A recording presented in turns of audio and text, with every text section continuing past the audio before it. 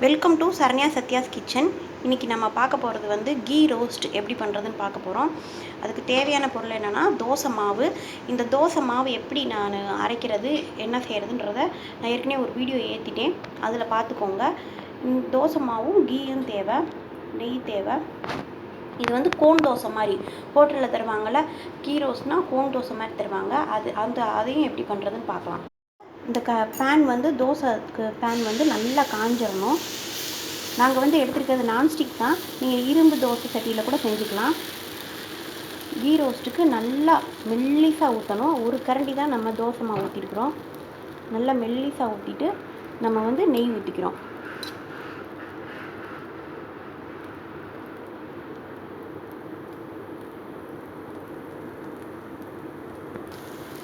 இந்த லைட்டாக கொஞ்சம் மாவை வந்து இப்படி அமுக்கி விட்ருங்க. அப்போ தான் நம்மளுக்கு நல்ல ரோஸ்ட்டாக தோசை கிடைக்கும். நாங்கள் வந்து எல்லா தோசையும் வந்து ஒரு மூடி இருக்குது, தோசைக்குன்னே தனியாக வாங்கிப்போம். அந்த மூடி வச்சு தான் மூடி வைப்போம். ரோஸ்ட்டுக்குனாலும் சரி, ஊத்தாப்பம் ஊற்றினாலும் இந்த மாதிரி செஞ்சிங்கன்னா நல்லா வந்து சீக்கிரமும் நம்மளுக்கு தோசை வேகவும் செய்யும், நல்லா டேஸ்ட்டாக இருக்கும். நீங்கள் இப்படி மேலே பார்க்கும்போதே கீழே வந்து அப்படியே ப்ரௌனாக இருக்கிறது தெரியும். அப்போ நம்ம திருப்பிக்கிறோம். இந்த மாதிரி மூடும்போது வந்து நல்லா வந்து ஈவனாக நம்மளுக்கு குக் ஆகும். இல்லைன்னா வரன்னு இருக்கும் தோசை. திருப்பிக்கிறோம்.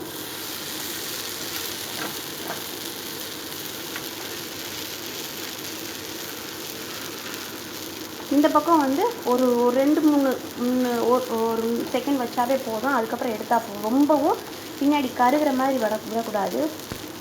இந்த தோசை ஊற்றுறதுக்கு வந்து நம்ம அடுப்பை வந்து ஹை ஃப்ளேமில் வச்சு தான் நம்ம செய்யணும், சிம்லெலாம் வைக்கக்கூடாது. எப்பயுமே ரோஸ்ட் ஊற்றுறதுக்கு இந்த மாதிரி தான் செய்யணும். இப்போ நம்ம வந்து இதை வந்து எப்படி கோன் செய்கிறதுன்னு பார்ப்போம். ஃபஸ்ட்டு ஒரு பிளேட்டில் எடுத்து வச்சுருங்க. ஒரு பிளேட்டில் எடுத்து வச்சிட்டிங்கன்னா உங்களுக்கு ஈஸியாக இருக்கும். இந்த மாதிரி ஒரு சிசரை வச்சு சென்டர் வரைக்கும் கட் பண்ணிடுங்க. கட் பண்ணிவிட்டு நம்ம அப்படியே கோன் திருப்புற மாதிரி திருப்பிக்கிறணும்.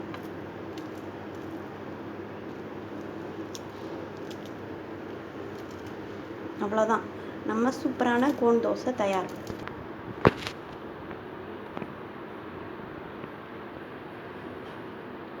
அப்படியே ஹோட்டலில் தருவாங்க பாருங்கள். குழந்தைங்களுக்குலாம் வந்து இந்த மாதிரி தோசை தான் ரொம்ப பிடிக்கும்.